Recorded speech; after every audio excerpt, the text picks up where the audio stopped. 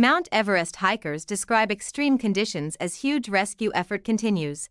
Trekkers have described facing extreme conditions after an unseasonable snowstorm during one of China's busiest holiday weekends stranded hundreds of people on Mount Everest, prompting a massive rescue effort.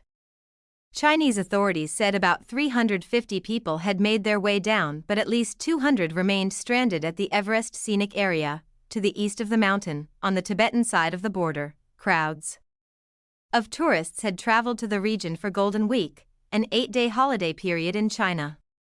But Chinese authorities, which control the Tibetan Autonomous Region, said heavy snowfall had hit the area on Friday and Saturday night, trapping hundreds of people at campsites at an elevation of more than 4,900 meters, 16,000 feet. It was the most extreme weather I've ever faced in all my hiking experiences, without question, Dong Shucheng, a Chinese trekker, said on Weibo, describing a violent convective snowstorm on the eastern slope of Everest. I looked up in the middle of the night and saw that the snow had nearly covered the top, said another trekker on Zaya Hongshu. It was the first time I truly felt the fear of being buried alive.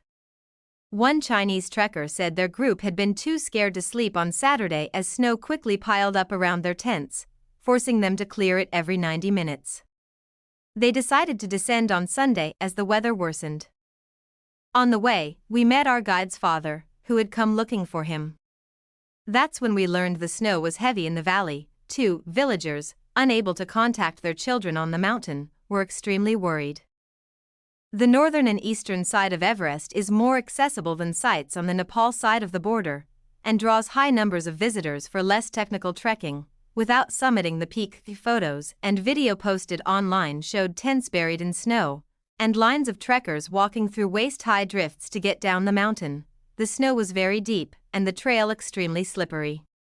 Trekkers stumbled frequently, some fell, others were bumped by yaks, said one, who added that all safely descended and were picked up by bus. By Sunday afternoon, about 350 people had reached Sudong, a small town about 30 miles away from the Tibet side base camp of Everest, in good health. State media reported at least 200 more were still stranded, but had been contacted, the reports said. Jimu News reported that hundreds of rescuers had gone up the mountain to help people and clear snow from blocking the way out. There was little official reporting or updated information about the rescue effort on Monday. It was also not clear if the weather had affected anyone on the northern side of Everest, also in Tibet.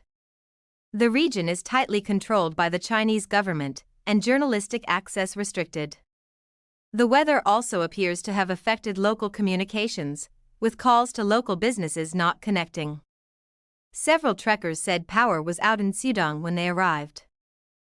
October is a peak season for the area, with usually clear and mild weather, but Chen Geshuang, one of 18 members of a trekking group that made it back to Sudong, said that the weather this year was not normal.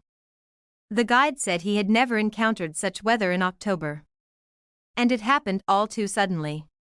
The local tourism authority said ticket sales and entry to the Everest scenic area were suspended from Saturday. Neighboring countries were also hit by extreme weather.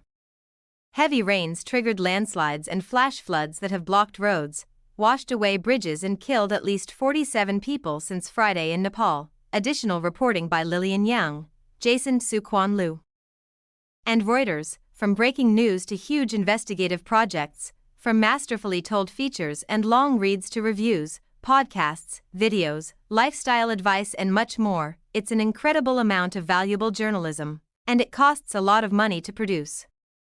However, we keep our website free to read because we believe access to quality news is a global public good, a positive force for the health of democracy around the world.